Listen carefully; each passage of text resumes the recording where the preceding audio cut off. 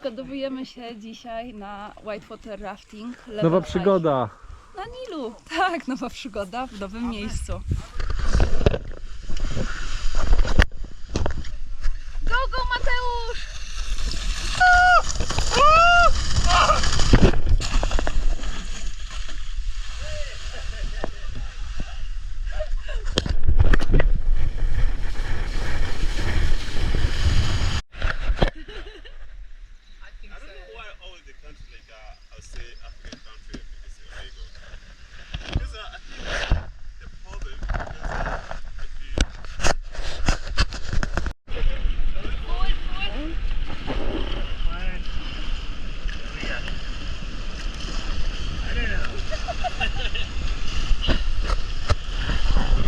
Good job, team!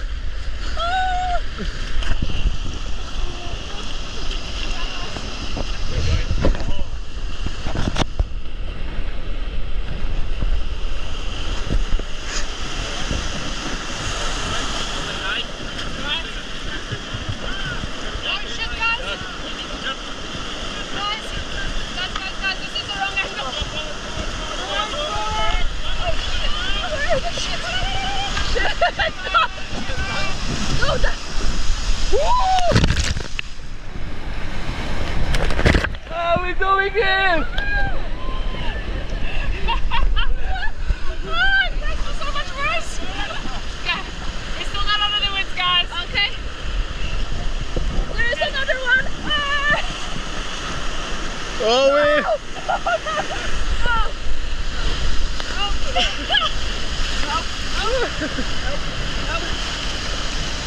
Hit something up there.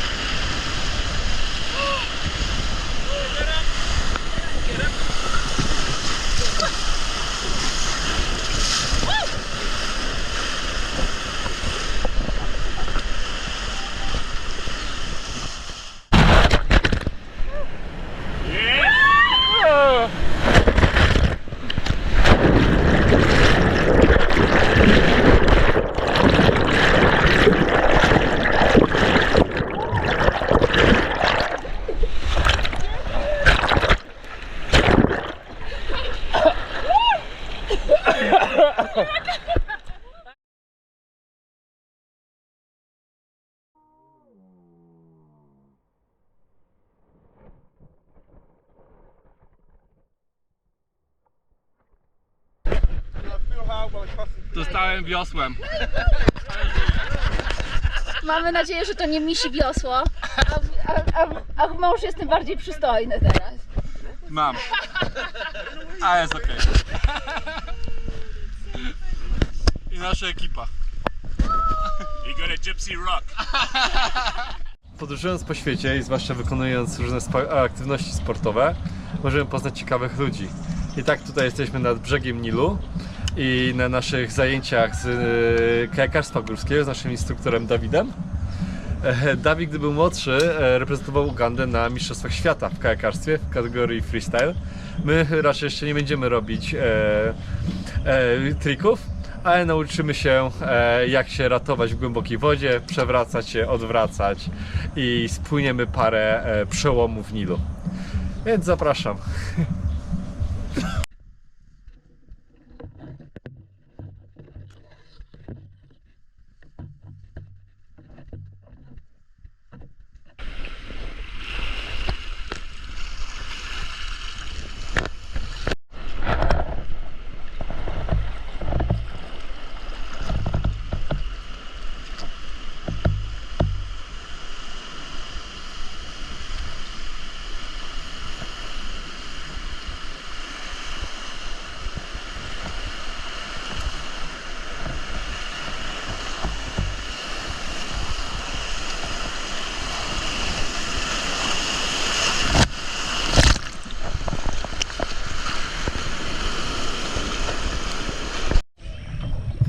Ćwiczenia, które tu widzicie, nazywają się Eskimo Roll.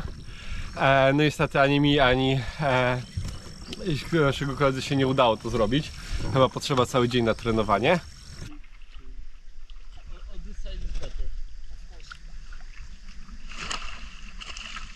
That is the right block. You see? now that is running blood. You see?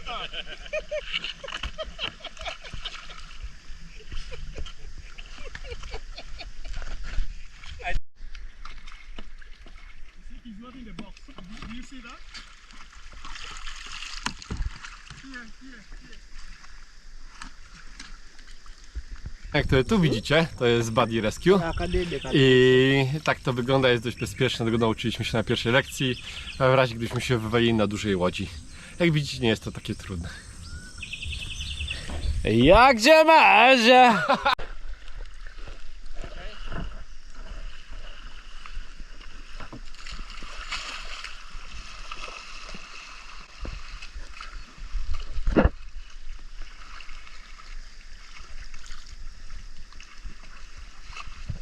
Other way.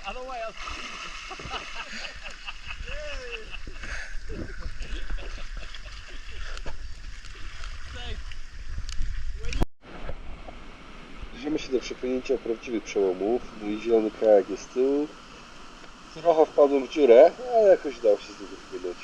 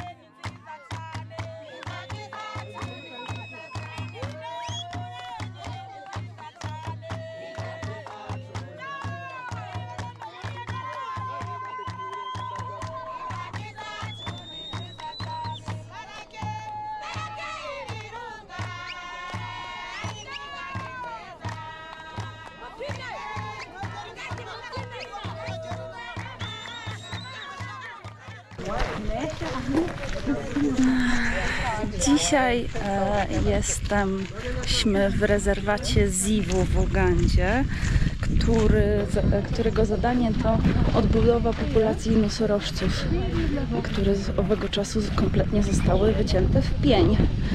Piękne drzewo.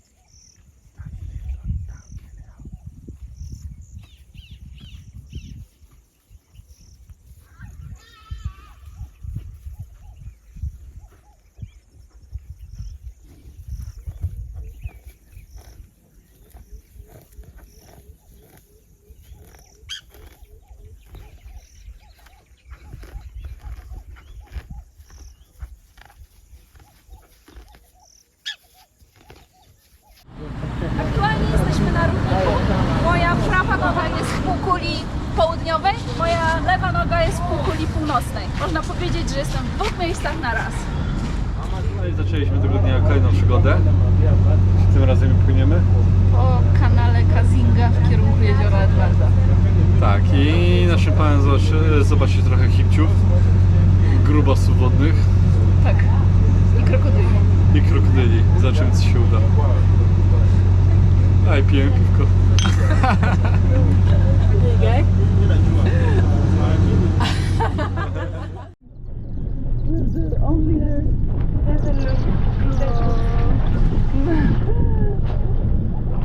O, jak dużo hipopotamów. O, zateczek wychodzi, zateczek.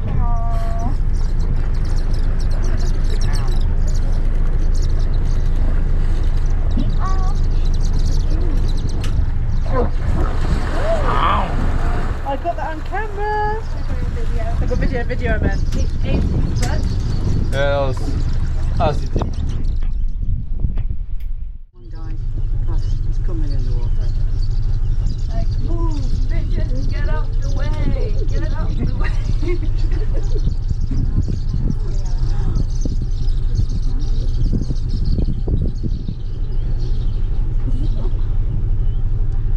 Don't go down on his horns. Okay, I'm moving. Being on the boat gives you like a false sense of security.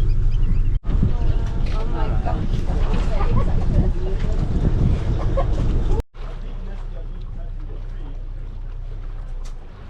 Those are the birds that was back then. Then we have a cormorant and kingfisher as well as a yellow-billed stork.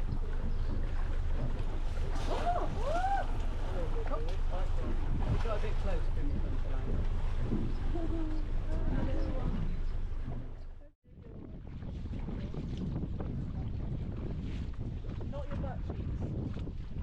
We had your butt cheeks. We want more. Oh, how huge is he?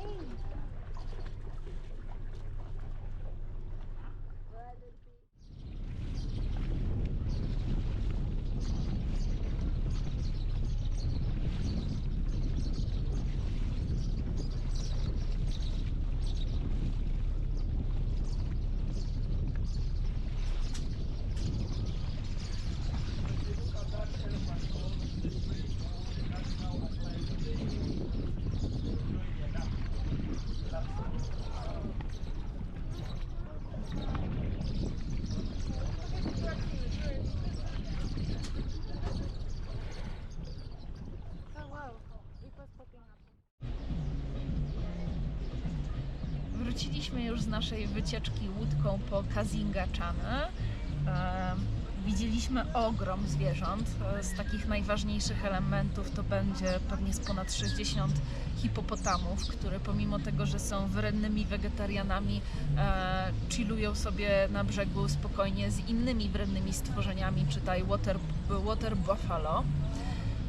Ponadto był także tam ogrom słoni, których nie widzieliśmy w takiej ilości nigdzie wcześniej i też były widoczne z bliska, pewnie również z ponad 40 sztuk. A co ciekawiej, w okolicy istnieje również wioska, w której ludzie po prostu jakoś współistnieją obok tych wbrew pozorom groźnych zwierząt. To było bardzo fajne doświadczenie. Polecam. Jest 7 rano, a my właśnie zbieramy się na wycieczkę w poszukiwaniu szympansów. To kolejny list zwierzę na liście zwierząt Afryki, które jeszcze nie widzieliśmy. I kolejne zwierzę, które każe nam wstawać o bladym świcie. Tak. Się nie mogę nawet wysłowić.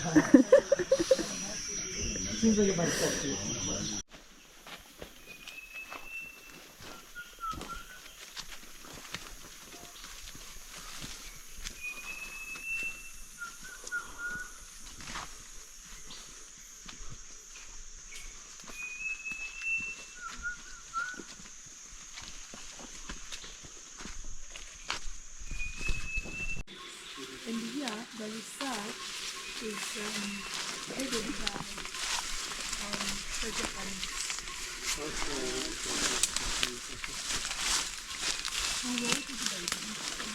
It depends. Like the doctor told you, you can stay. Stoimy właśnie pod drzewem szympansów. Tam jest cała rodzinka. Widzimy ich na szczycie. Jest mama, jest tata, jest mały szympansik. Sobie wybierają sobie robaczki. Oczywiście ich nie widzicie, ale musicie nam uwierzyć, że dotarliśmy do celu.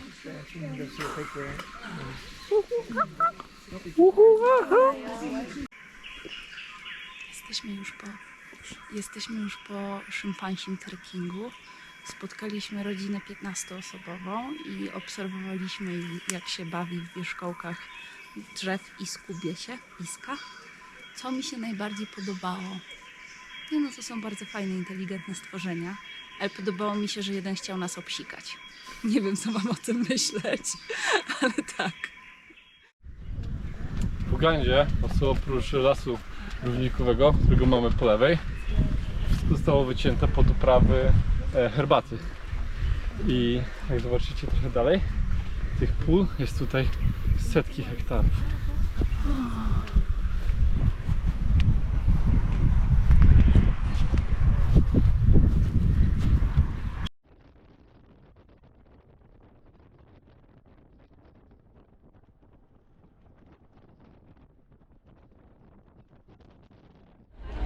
Nasz najnowszy campsite uraczył nas widokiem tuż przed recepcją dzikiej świni. Patrzcie, to jest zabawne.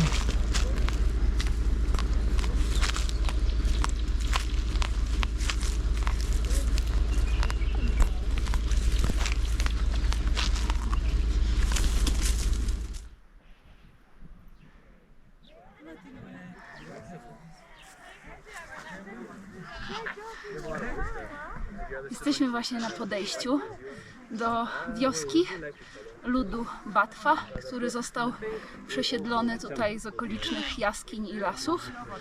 I są to tak zwani przez świat zachodni pigmeje.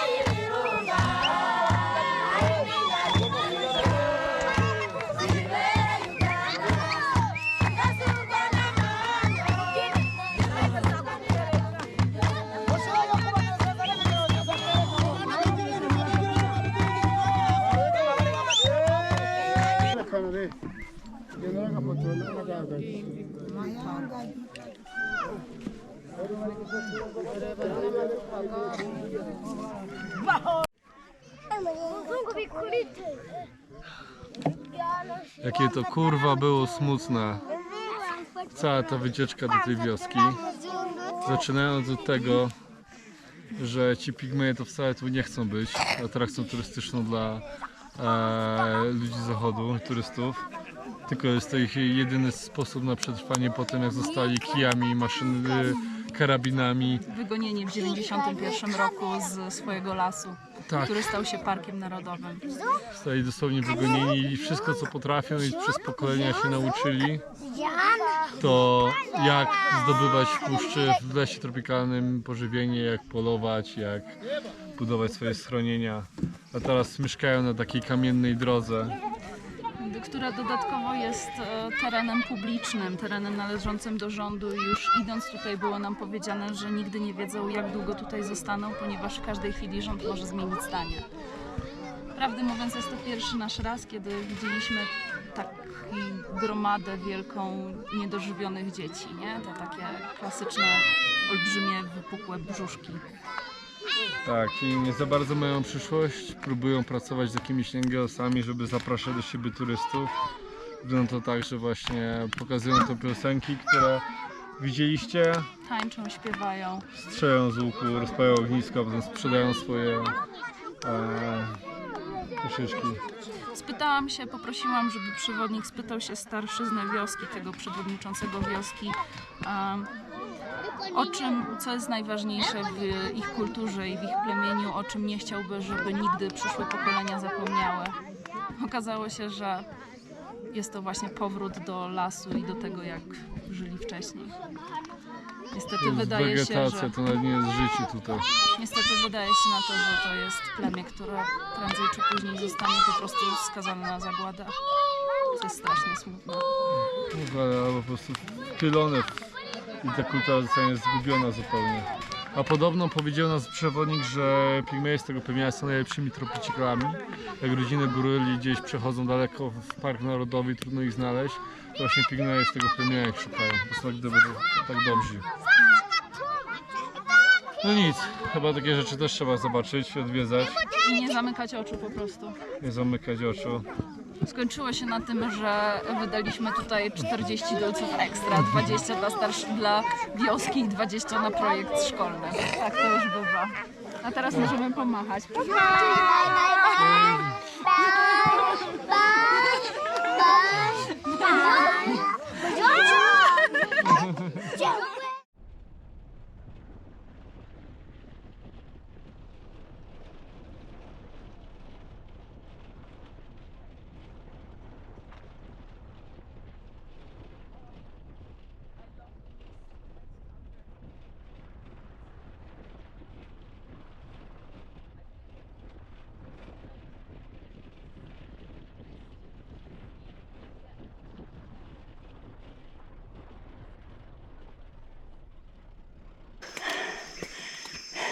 Yeah. Come up, come this way. Dzisiaj jesteśmy w Bwindi Yeah. Impenetrable Forest, jednym z najstarszych lasów na kuli ziemskiej, i ruszamy w poszukiwaniu rodziny goryli. Yeah. What a message you're taking.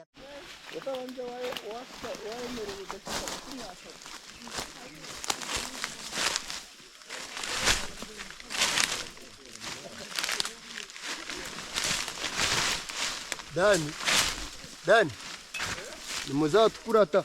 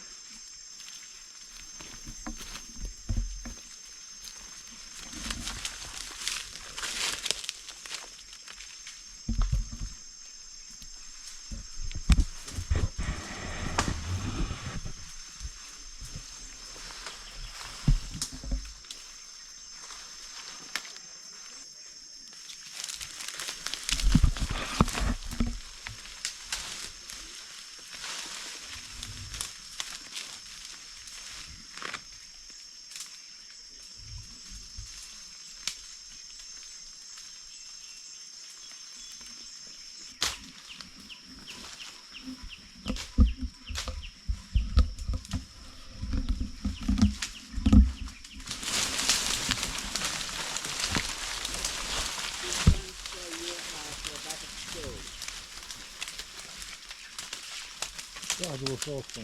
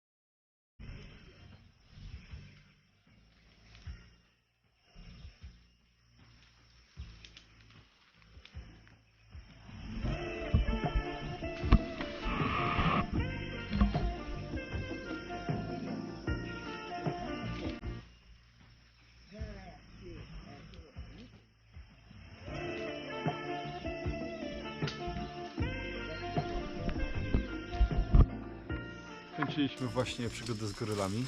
Godzinę z nimi spędziliśmy. Nie spodziewaliśmy się, że będziemy tak ich blisko lub że też, że one będą tak blisko nas. Przewodnicy nam mówili, że będą około 5 metrów, ale trochę im nie wierzyliśmy. To prawda. Co tu można powiedzieć? Po pierwsze okazało się, że dostaliśmy lekcję gorylej miłości i to właśnie my, jako nowożeńcy wśród naszej grupy. Dlatego już wiemy patrzeć sobie głęboko w oczy i chodź dobra. Ale co zaskakujące, z królestwa zwierząt byli dla siebie bardzo delikatni. To prawda.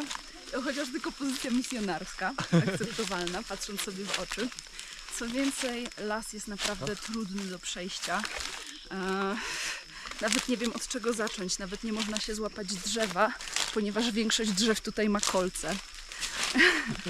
Na szczęście nie spotkaliśmy krwiożerczych mrówek, które mogły nas zaatakować. O, jeszcze nie dnia przed zachodem słońca. Dokładnie, bo jeszcze wychodzimy dopiero. No i Jest to w ogóle las pierwotny, który jest tutaj podobno od czasów. końca ostatniej epoki lodowcowej. Jest naprawdę gęsty. Tak, A my się go przecinamy maczetami.